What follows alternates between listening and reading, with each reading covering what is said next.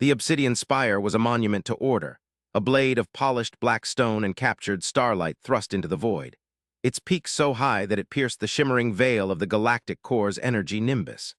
Within its highest chamber, the consortium of aligned systems convened, their forms arrayed in a silent circle of grav thrones that floated above a floor of swirling, captured nebula gas. The air, if it could be called such in a room sustained by interlocking fields of environmental containment, was heavy with the weight of unspoken dread and the cold friction of political necessity. Light itself seemed to bend around the figures seated there, as if hesitant to illuminate the gravity of their purpose.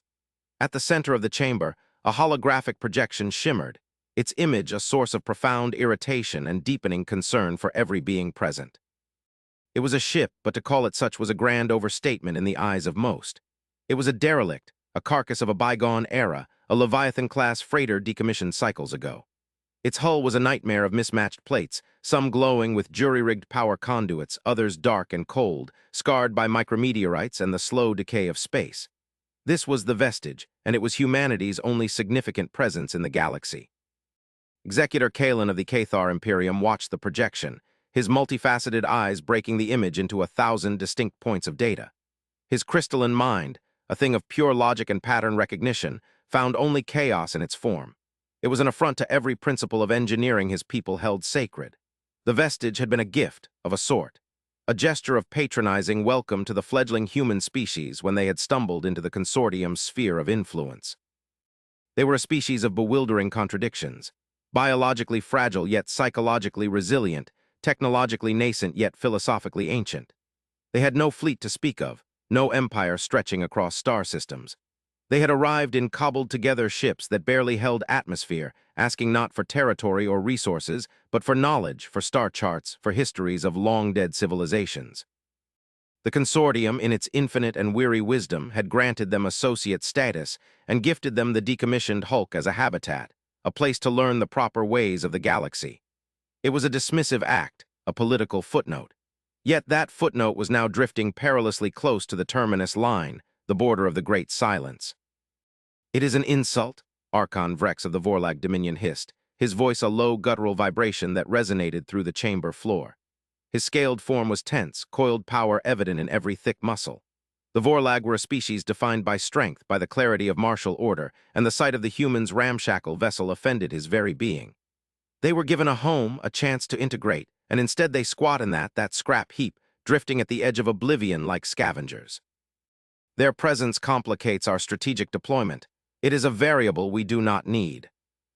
From across the circle, the luminary of Cygnus shimmered, its form a column of soft, silver light that barely coalesced into a physical shape.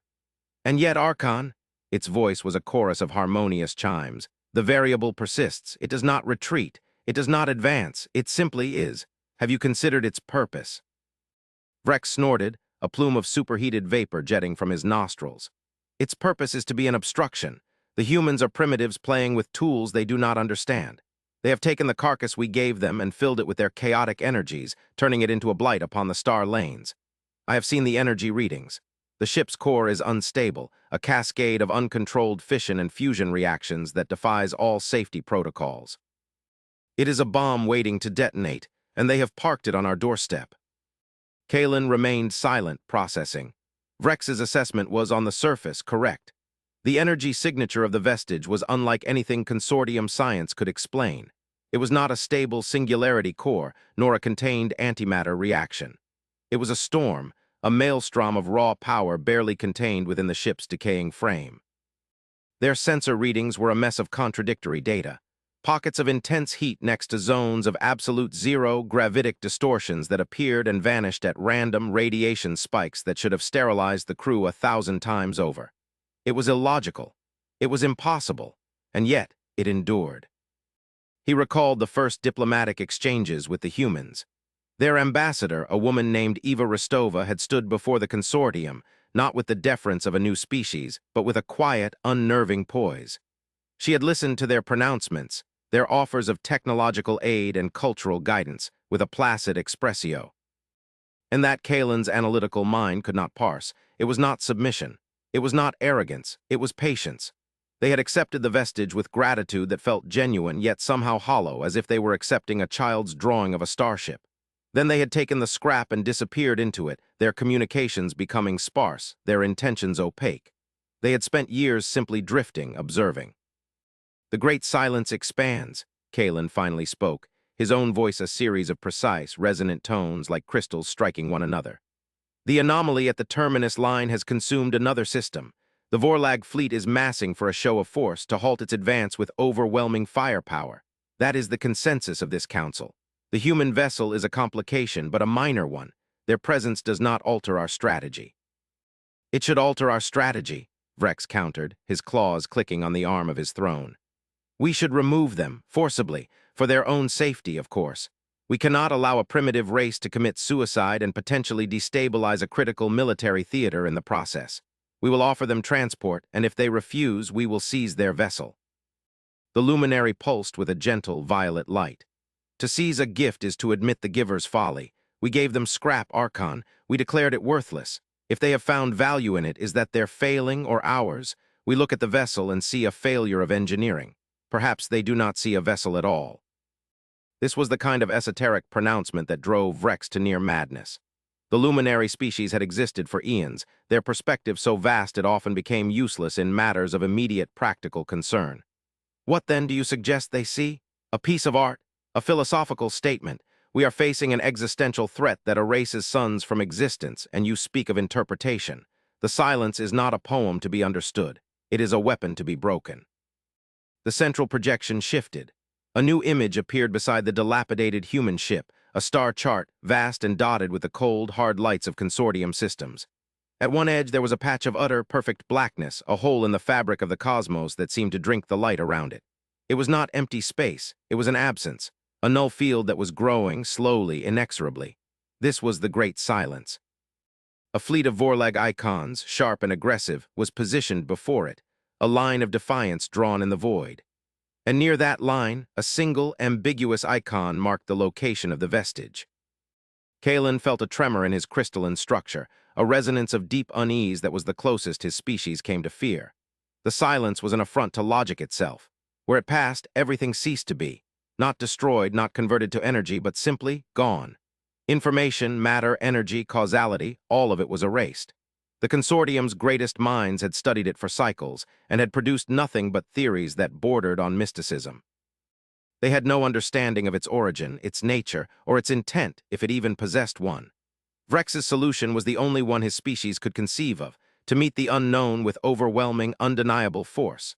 They would fire their world breakers, their reality disruptors, their entire arsenal into that void until the void blinked. It was a strategy born of desperation, masquerading as strength. The humans have been warned, Kalen stated, bringing the conversation back to the immediate problem. They have been sent every data packet, every threat analysis we possess. They know the danger. Their continued presence there is a deliberate choice.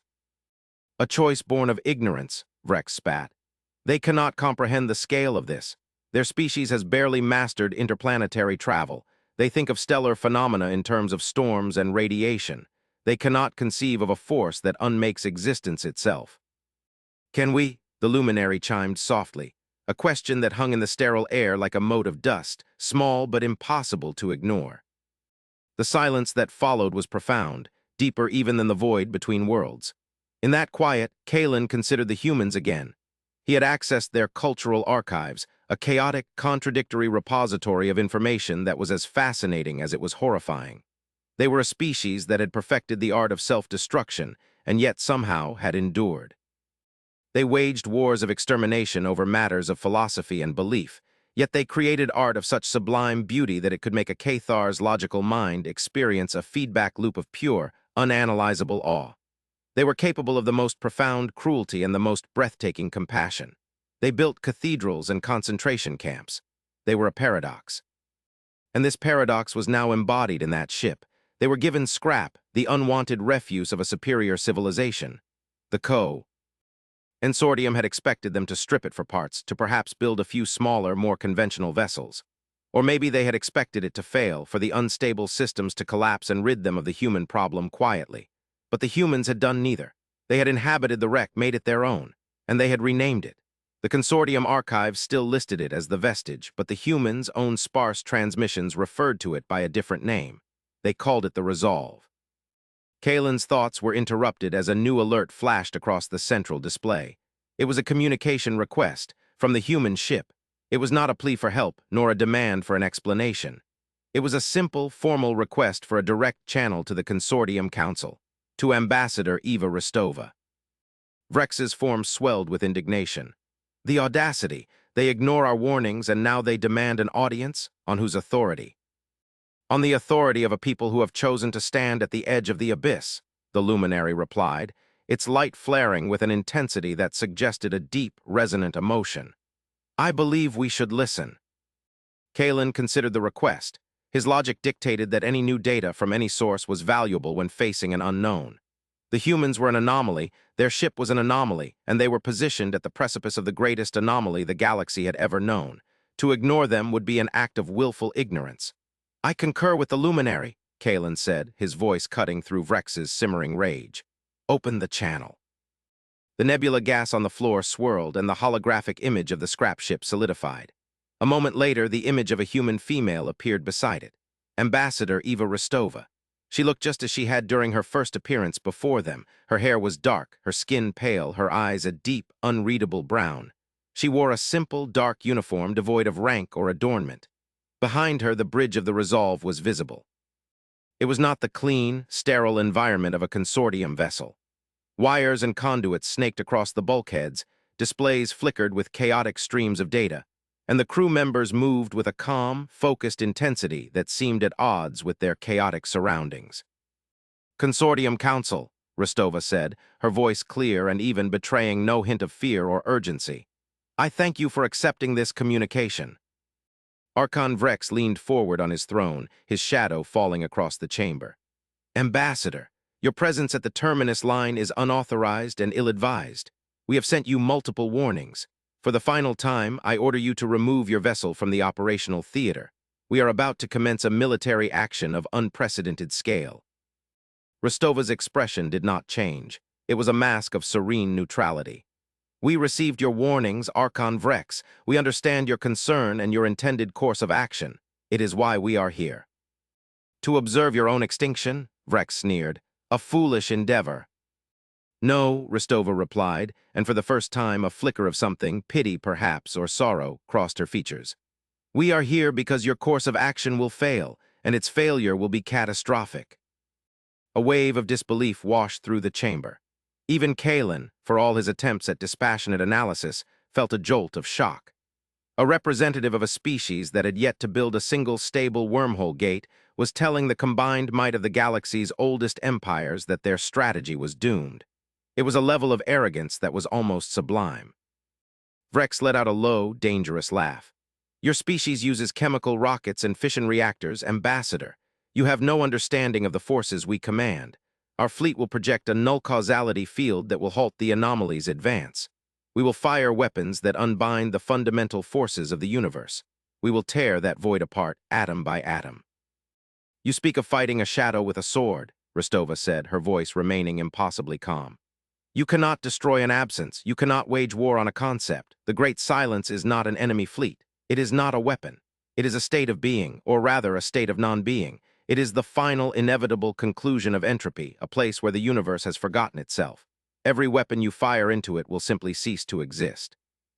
The energy, the matter, the very information of its existence will be erased, feeding the nothingness. You are not fighting it. You are feeding it. Kalen's mind raced, trying to find the flaw in her logic. Her words were simplistic, almost poetic, yet they resonated with a terrifying truth that the consortium's own scientists had whispered in their most secret reports. They had noted that the silence seemed to grow faster after failed attempts to probe it with high-energy beams. They had called it a statistical anomaly, a coincidence. But what if it wasn't? And W. Had is your solution human? Vrex demanded, his voice dripping with scorn. Do you intend to throw rocks at it? To sing it a song? Your ship is a testament to your technological ineptitude. Its power core is a barely contained disaster. Its hull is compromised in 1,000 places. You are in no position to offer advice on cosmic engineering. You are correct about our ship, Rostova said, and she turned her head slightly, a gesture that brought more of the chaotic bridge into view. You call it the vestige, a remnant, Something left over. We call it the resolve. You are also correct that it is a testament to our nature. You see its flaws as a weakness. We see them as its entire purpose. She paused, letting her words settle into the stunned silence of the council chamber. You gave us scrap, a derelict, a body without a soul. You saw it as worthless because it was broken, unstable, and unpredictable. Its systems were failing. Its structure was compromised. It did not conform to the principles of elegant, efficient design. You believe that perfection lies in order, in flawless function, in predictable outcomes. That is the philosophy that built your empires. It is a powerful philosophy, but it is useless against the great silence. The view behind her shifted, the camera pulling back to show the vast, cavernous main engineering bay of the human ship. It was a cathedral of chaos. Massive cables, thick as ancient trees, pulsed with raw, untamed energy. Arcs of plasma leaped between exposed conduits. Engineers in simple containment suits moved through the maelstrom with a strange, balletic grace, their movements economical and precise. At the center of it all was the core, a sphere of roiling, incandescent energy that seemed to be tearing itself apart and rebuilding itself every microsecond. It was not a machine. It was a caged star, and the cage was rattling. We did not try to fix the ship, Rostova continued, her voice now a guide in this tour of madness. We did not try to impose order upon it. We did the opposite. We amplified its imperfections. We embraced its chaos. The unstable power core, we have tuned it to the edge of quantum collapse, making it a focal point of infinite possibilities. The compromised hull, each fracture, each weak point, has been turned into a passive sensor, a resonance point that feels the texture of spacetime itself. The ship is not a stable, ordered system. It is a chaotic one. It lives on the very edge of existence and non-existence. It is, in its own way, as paradoxical as the silence itself. Archon Vrex was speechless, his reptilian mind unable to process this voluntary embrace of engineering failure. Kalen, however, felt a dawning, terrifying understanding. The humans were not thinking in terms of physics. They were thinking in terms of philosophy. Your fleet intends to project a wall of force, Rostova said, her image returning to the forefront. You will try to hold back the tide, but a perfect wall can be broken, a rigid defense can be shattered. Our ship will do something different. It is not a weapon. It is an anchor. It is a testament to imperfect, stubborn, illogical existence. It is a symphony of flaws, a chorus of errors, a declaration that life is not about perfection, but about endurance. It is messy. It is chaotic. It is flawed, and that is our weapon. The simple, undeniable, and profoundly stubborn fact of our own imperfect being. Her gaze seemed to lock onto each member of the council in turn. We are going to take our ship into the silence. We will not fight it. We will not try to destroy it. We will simply exist within it. We will broadcast a signal, not of power or defiance, but of memory. We will broadcast our art, our music, our history, our paradoxes, our pain, and our joy. We will fill the nothingness with the story of something. We will remind that small patch of the universe of what it once was. We will anchor reality through the sheer, stubborn weight of our own story. The full, horrifying, beautiful, and utterly insane scope of the human plan settled upon the Consortium Council. They were not going to fight. They were going to bear witness. It was not a military strategy. It was a sacrifice. That is suicide, Kalen stated, the words leaving him with a strange sense of finality. It was a logical conclusion, but it felt hollow. All existence is a temporary condition, Ambassador Rostova replied, a faint, sad smile gracing her lips for the first time. We are all dying. The universe is dying. The only choice we have is how we spend the time that is left.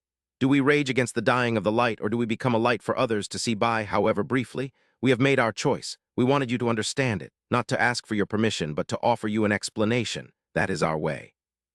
The communication channel closed, leaving the image of the scrap ship hanging alone in the center of the chamber. The council was silent. The previous arguments about strategy and politics rendered utterly meaningless. Archon Vrex stared at the image of the resolve, his arrogance finally broken, replaced by a profound and unsettling confusion. The luminary pulsed, a slow, mournful rhythm of deep blue light. Executor Kalen felt the foundations of his own logical universe begin to crack. The consortium had built its power on the mastery of physical law, on the predictable and the quantifiable. They had measured their strength in energy output, in fleet tonnage, in the number of systems they controlled. And now, a species of short-lived emotional primates in a ship held together by hope and sheer will, was about to engage in a battle on a plane of existence the consortium did not even know existed. They had given humanity their garbage, a symbol of their irrelevance. And the humans had taken that garbage and forged it not into a sword, but into a soul. And they were about to wield it against the end of everything. The most dangerous ship in the Nova Galaxy was not the one with the biggest guns. It was the one that was brave enough to be broken. The Vorlag fleet hung in the void like a collection of sharpened blades, their hulls gleaming with the cold, hard light of martial pride.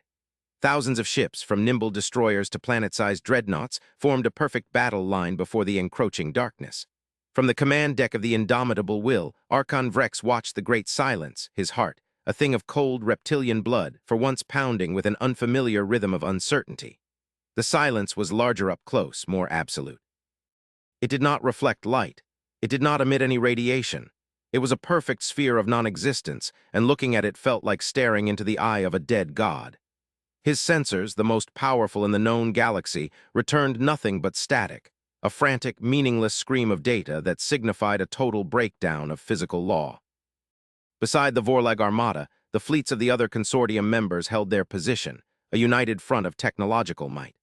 Executor Kalen's flagship, the Logical Conclusion, was a vessel of crystalline precision, its systems running with the silent, flawless efficiency of his people.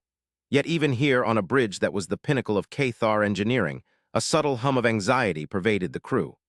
Their instruments, designed to measure and quantify every aspect of the universe, were failing. The silence was not just a visual phenomenon, it was an ontological one. It was actively corrupting their data, introducing doubt into the pure, cold equations that governed their worldview. Then it arrived, a single solitary speck against the infinite black, the Resolve. It looked even more pathetic in person, dwarfed by the majestic warships of the consortium. It limped through space, its patchwork hull seeming to groan under some immense internal strain. The chaotic energy flares that Vrex had dismissed as a sign of incompetence now seemed like a fever, a sign of a body fighting a great illness. It moved past the silent, watching warships, ignoring them completely, its trajectory aimed directly at the heart of the void. On the bridge of the Logical Conclusion, Kalen had the human vessel on his main viewer. He had ordered his sensor arrays to perform a deep-level scan to bypass the chaotic energy signatures and try to understand what was happening inside. The results that came back were nonsensical. The life signs of the human crew were stable, but their neural activity was synchronized to an impossible degree. It was as if thousands of minds were operating as one, not through a technological hive-mind interface, but through some shared state of deep, focused consciousness. They were not panicking. They were not preparing for battle. The biofeedback readings were consistent with a state of profound meditation.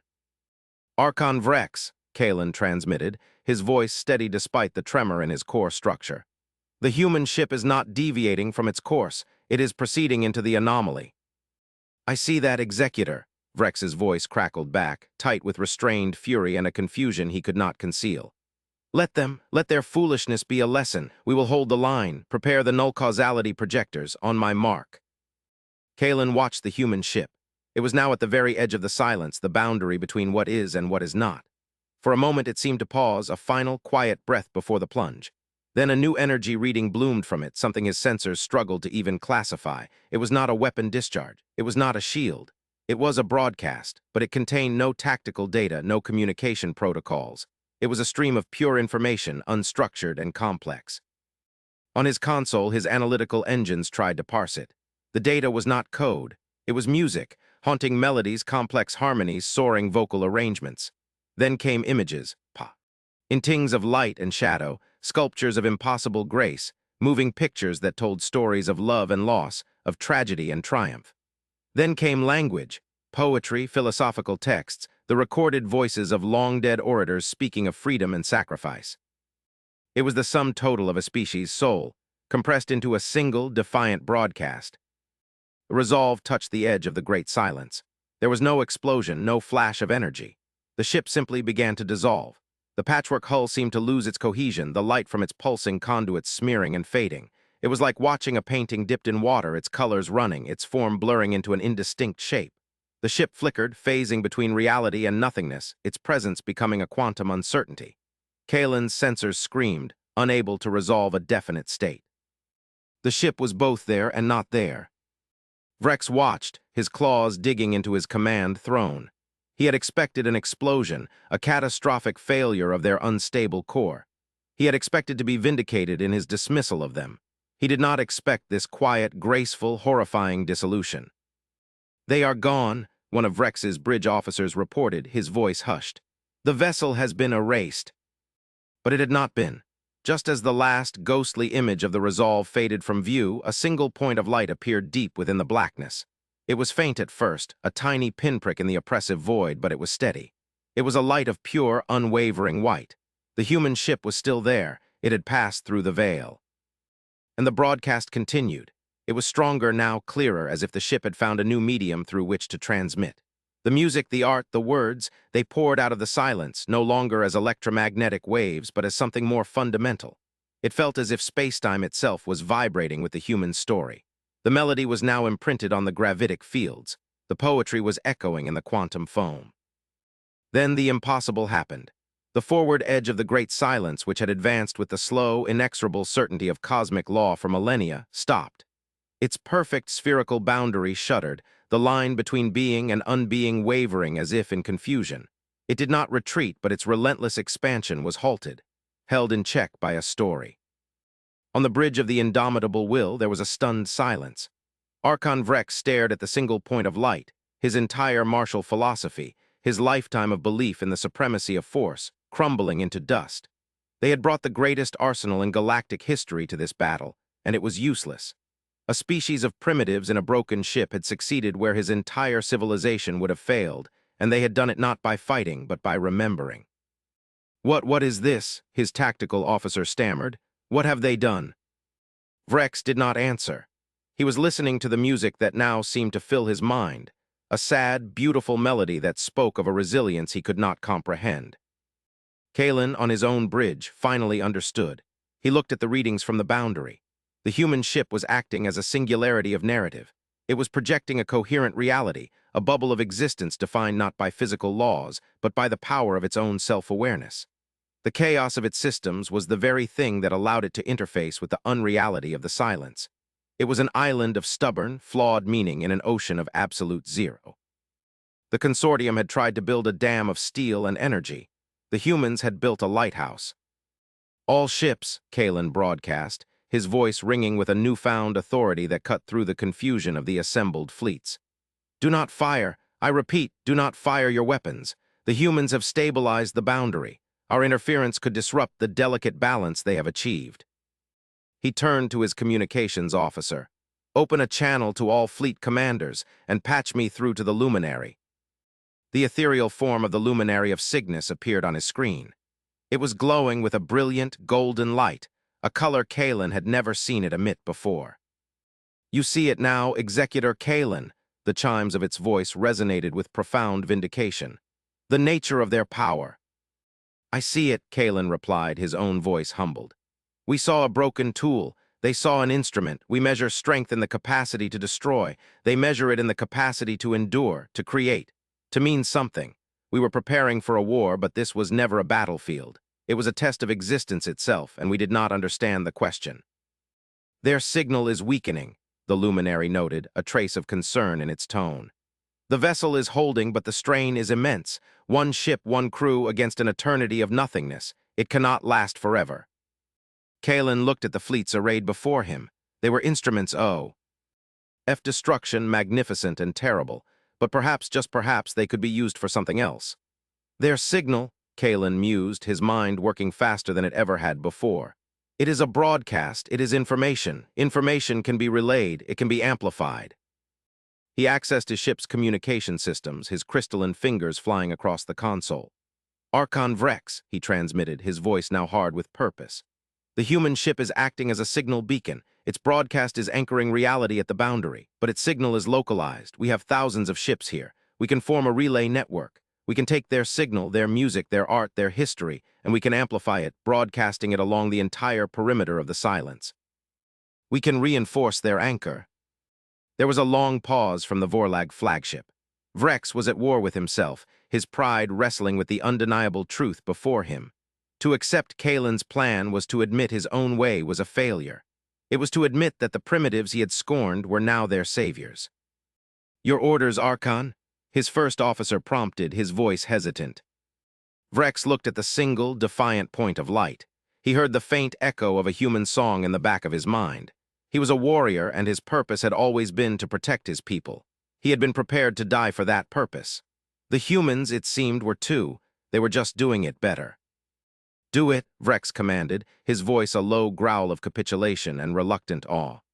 "Reconfigure our communication arrays, slave them to the human broadcast, turn this fleet into a choir."